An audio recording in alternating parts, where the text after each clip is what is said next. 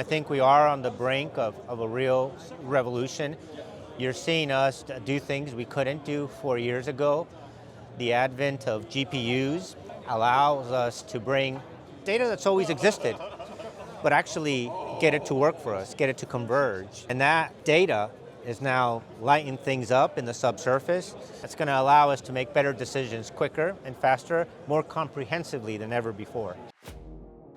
Here we are at the 87th EAGE conference. It's the first time in Aberdeen. Tell us about your involvement. Why are you here? I know, Erikka, you and I met a few years back when I was here running our North Sea operations, and it's always had a special place in my heart. I've got nice friends. I worked here for a number of years, and when the opportunity presented itself, I was quite keen. We contemplated a few other cities in the UK, and I immediately said, look, we have to come to Aberdeen. Aberdeen has been such a part of the oil and gas journey, not only for the UK, the northeast of Scotland, but for the world. Capability has been born in many ways out of Aberdeen and deployed all over the world to make great things happen. So I thought, what better location than Aberdeen? And because, in essence, EAGE is scientists and engineers, it's a wonderful opportunity to bring people together from around the world to talk about science and technology. I, for one, am amazed by the scope. I mean, the buzz already is pretty intense. Who knew that thousands, tens of thousands of people would be coming here? Looks like a great success so far. But what themes and topics are you expecting to be emergent? You were talking about how AI is going to change everything, but also you were talking about how technology has changed so dramatically, just even the few years you've been away doing other things around the world for BP. Things are now possible because of technology that we couldn't have done even just, 2-3 years ago? That's correct. That's amazing. So this is going to be a big theme. It really is, and as I described, I think we are on the brink of a real revolution. You're seeing us do things we couldn't do 4 years ago. The advent of GPUs allows us to bring data that's always existed, but actually get it to work for us, get it to converge. And that data is now lighting things up in the subsurface. It's actually looking at correlations in data much quicker and more capable than the human brain, and it's bringing these correlations to practitioners that can employ judgment. And this is what I described as my ear getting bent over the years around the fact that our very capable individuals spend a disproportionate amount of time just getting data, getting the data organized. And I think that's what's going to be very much accelerated.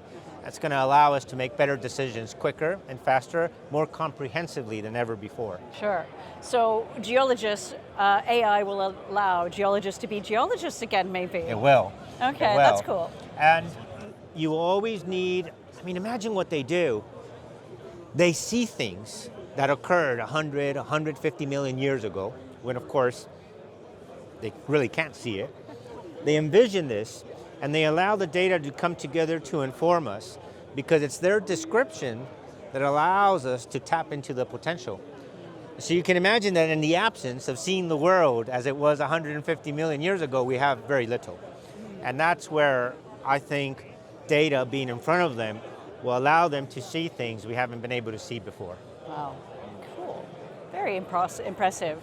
So now, this is an opportunity for you to be back in Aberdeen. You've led the North Sea business and taking on your current role as head of subsurface. We maybe, we kind of maybe touched on, kind of what we could do now that we couldn't do then, but what else are you thinking? The woman that you were speaking to on stage was saying, is the North Sea dying?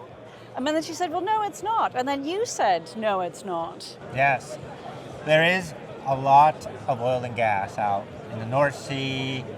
Dr. Underhill, of course, described the continental shelf. There's actually around the greater UK number of basins and a lot of potential left. So then the question becomes, well, Ariel, then what's it going to take? Well, it always starts with people. It's going to take real capability.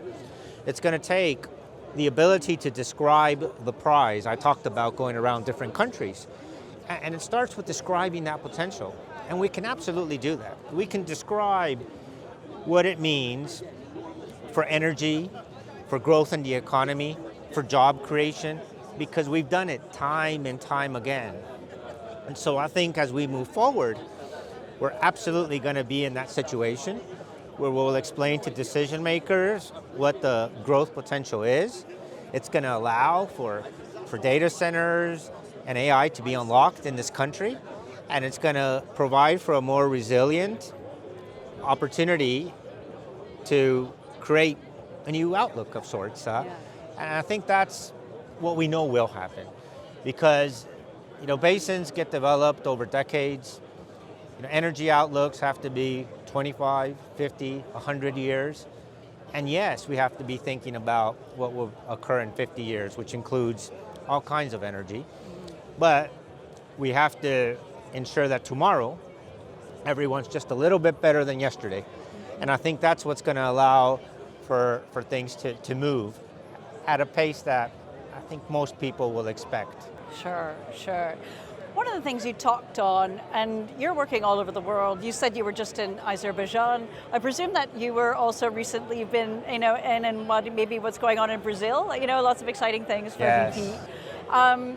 There's, you're saying that, it almost doesn't matter kind of what the regime is like. Whenever you're working around the world, it doesn't really matter. It just as long as it's stable. And are you finding that there are basins that are hungry to kind of meet the demand that still exists for oil and gas, and that's where you're finding, some real opportunity? Yes, you're absolutely right. I always believe, countries, stakeholders, national oil companies, it's their choice. It's their choice, and what they want to do is absolutely what they should do. But in the global landscape, that provides a company like ours choice, and we can decide based on our priorities what we would like to get involved with. And as long as it stays stable, it's something that we can quantify, and then we can stack up equitably around the world. And so I often describe any stakeholder that stability is key. Just stick to it, and it's absolutely fine. We can make our decisions. And so I do believe that in the search for energy security, resilience, a long-term outlook of energy supply, you are seeing countries that want to unlock their potential, and in that there's opportunities, and there is a competitive landscape that's being created, and you start seeing countries announce new lease rounds, changing their terms, looking to neighboring countries and trying to figure out why they're not quite as competitive. And that's all good, right? Competition is the key to getting a better outcome, both in the private sector and in the public sector. And I think those are all excellent things. And that's where I also see opportunities. You can create new relationships. Countries that maybe felt, for whatever reason, didn't have a voice, now have a voice. And you can work based on our track record as a company in working with everyone to try to fortify these new opportunities and new relationships.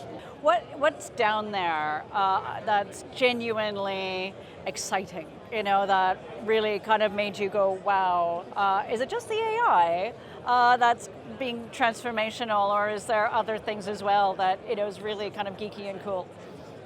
Well, there's a lot of geeky and cool stuff I can pick on. But look, I'll pick on two themes that really does excite me. You mentioned Brazil, and that's our biggest discovery in 25 years. And that discovery was Shah Deniz, a big gas field in the Caspian. With that gas field, we've built a pipeline that transports gas all the way to Europe. Handy in this day and age. Very handy.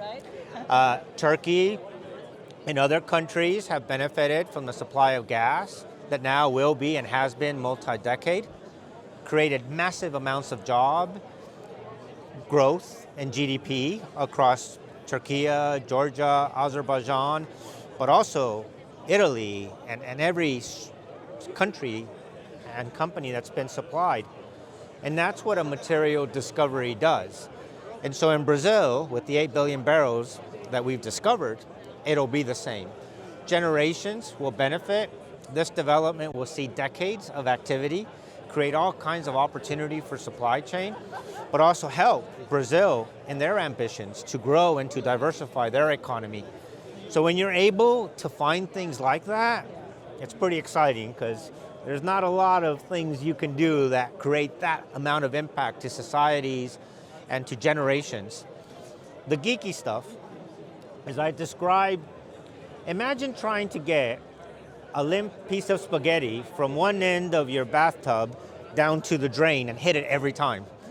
And that's what steel behaves when we're trying to drill into the vast depths of the world. And it wants to go everywhere, but where you need it to go. And we get that steel to go where it needs to go safely, and it hits our targets every time. And to have all the technologies, much of it you'll see in this conference, to underpin doing that is quite remarkable. Brilliant. Okay, well, I'm going to go find that, maybe. The spaghetti down the drain. It's somewhere here. Yeah, we'll try to do it, and you'll never hit the drain, by the way. That's why, I mean, if you try to get that limp spaghetti, you'll never hit the drain. And why I describe it as something pretty impossible that we do all the time. Amazing analogy. You know what? You're good with an analogy. That's fantastic. Well, Ariel Flores. Yes.